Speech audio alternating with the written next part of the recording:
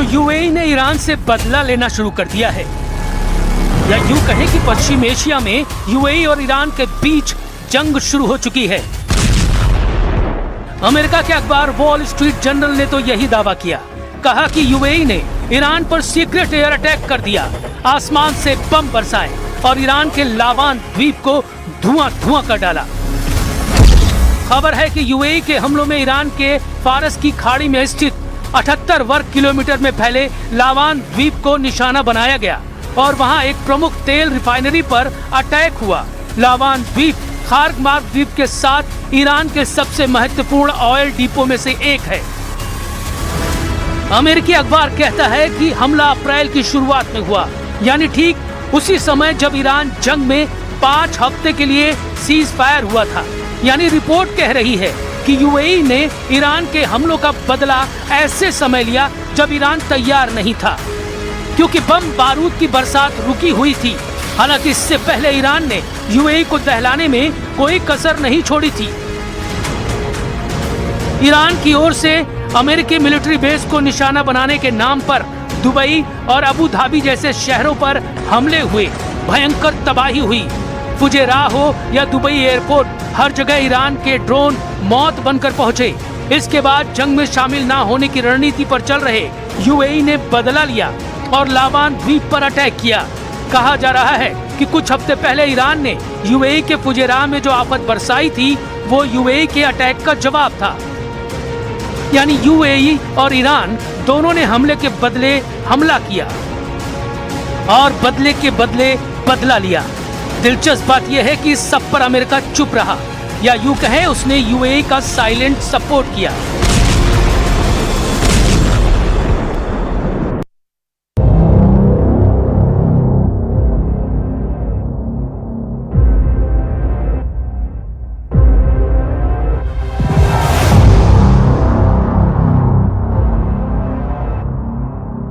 दोस्ती का ड्रामा, पीछे कारनामा। ट्रंप से यारी, फील्ड मार्शल की गद्दारी।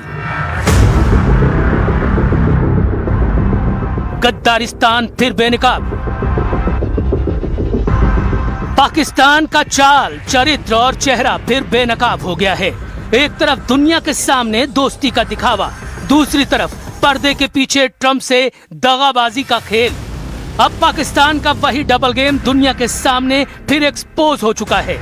सीबीएस न्यूज की रिपोर्ट ने पाकिस्तान की फिर पोल खोल दी है। रिपोर्ट में दावा है कि अमेरिका और ईरान के बीच तनाव के दौरान पाकिस्तान ने ईरानी सैन्य विमानों को अपने नूर खान एयरबेस पर पनाह दी।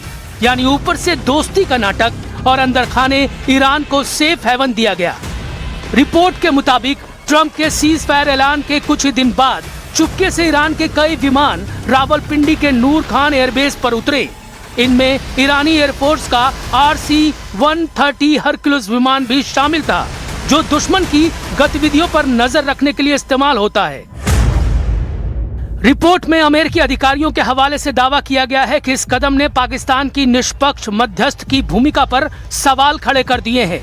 यानी पाकिस्तान एक तरफ अमेरिका के साथ दोस्ती की फोटो खिंचवा रहा था और दूसरी तरफ उसी अमेरिका के खिलाफ ईरान की मदद कर रहा था। पाकिस्तानी अधिकारी ने नूर खान एयरबेस से जुड़े आरोपों को नकार दिया है। उधर अफगानिस्तान ने ईरानी विमानों की मौजूदगी की खबरों को खारिज किया। वहीं अमेरिकी सीनेटर लिंडसे ग्राहम ने भी पाकिस्तान पर बड़ा हमला बोला।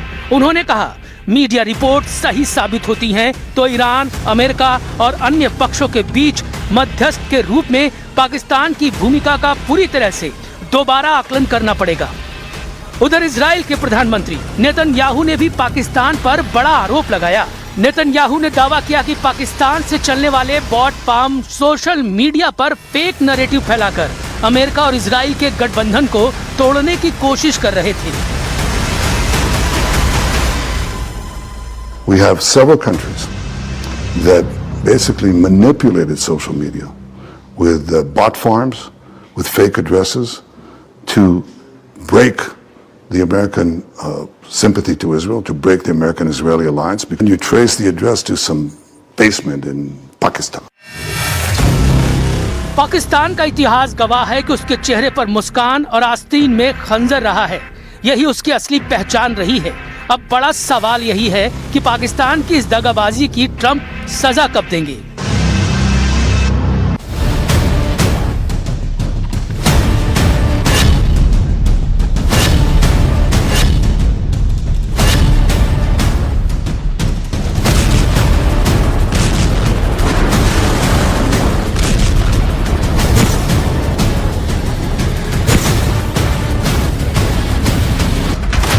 दो मोर्चों पर गुप्त हमले, इराक से ईरान पर इजरायली हमले।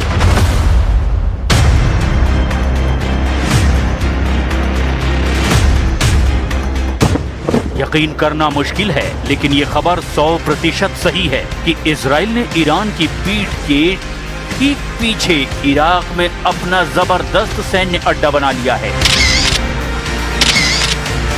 और इस वक्त पश्चिमी ईरान पर इजराइल कई खुफिया हमले कर चुका है, जिसका अंदाजा ईरान को रत्ती भर भी नहीं था। कहने का मतलब यह है कि इराक में इजराइल के कई गुप्त अड्डों की खबर सामने आने के बाद क्षेत्र में कूटनीतिक हलचल अब और तेज हो गई है, क्योंकि इराक पारंपरिक रूप से ईरान और अमेरिका दोनों के बीच संतुलन बनाने की कोशिश करता रहा, लेकिन अब इजराइल किसी भी कीमत पर ईरान को बख्शने के मूड में बिल्कुल नहीं है। दावा तो यहाँ तक किया जा रहा है कि तुर्की और इजराइल के बीच जबरदस्त तनाव बढ़ चुका है। तुर्की ने सैकड़ों बैलिस्टिक मिसाइलों को फुल एक्टिव कर दिया है।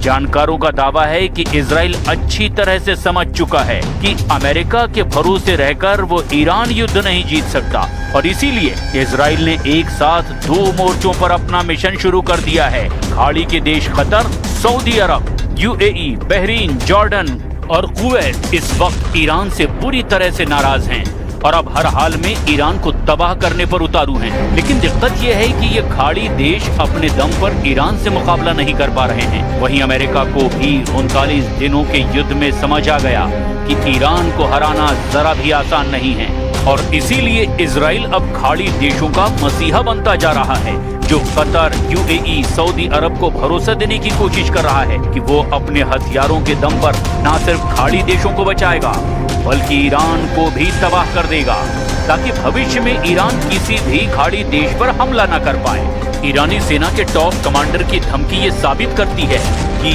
क्यों इजराइल के लिए ईरान वाकई एक बहुत बड़ा और खतरनाक मुल्क बन चुका है। امروز هم به دشمن هشدار میدیم که اگر مجددا دست به تجاوزی بزنن و مجددا دچار خطای محاسباتی بشوند که همطور که در گذشته شدن و الان دارن تاوان اون خطاهای گذشته رو در واقع تحمل میکنن و پس میدن. इराक में इजराइल का गुप्त सैन्य अड्डा, ईरान पर खुफिया हमले शुरू। अब सवाल उठता है कि क्या ईरान को तबाह करने में इराक में मौजूद इजरायली सैन्य अड्डा गेम चेंजर साबित हो सकता है।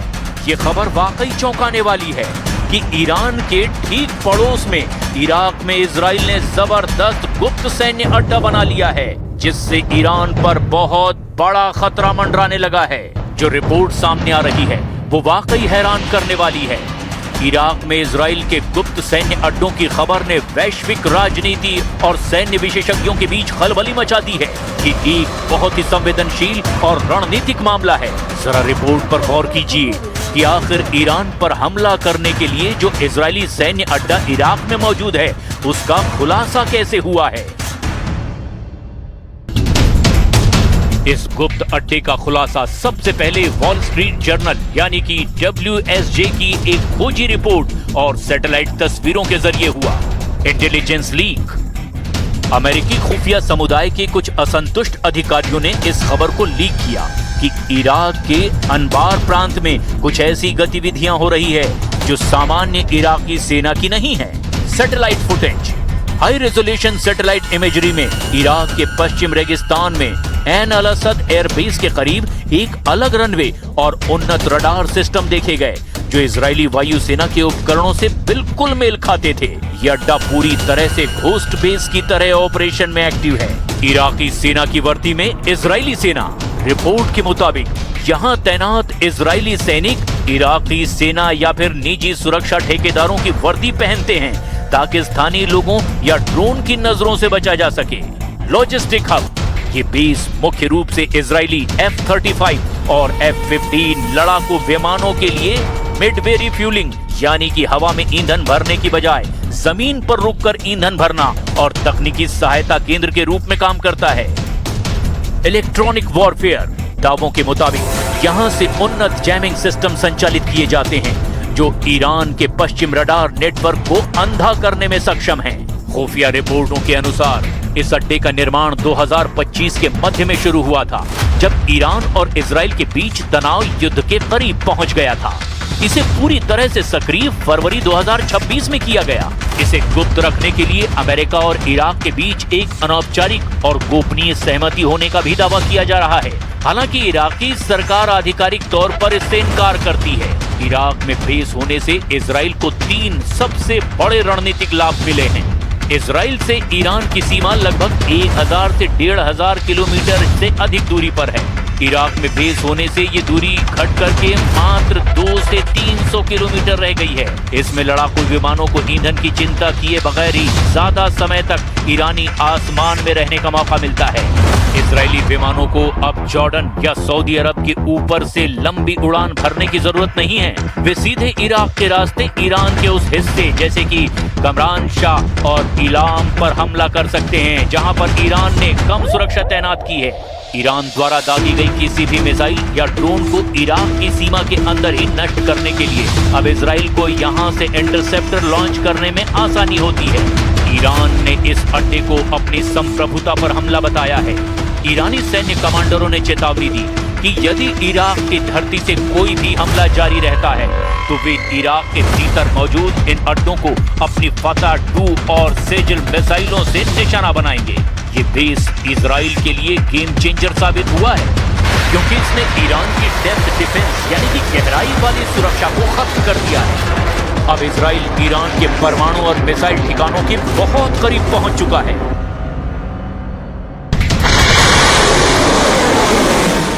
अब ऐसे हालात में अगर ईरान पर और ज्यादा हमले अमेरिका और इजराइल करते हैं तो ईरान भी ऐसे हथियारों से हमला कर सकता है जिसका अंदाजा अमेरिका और इजराइल को रत्ती भर भी नहीं है। और अगर ऐसे गुप्त हथियारों से ईरान ने हमला किया तो यकीन मानिए इजराइल के वजूद पर बहुत बड़ा खतरा पैदा हो जाएगा।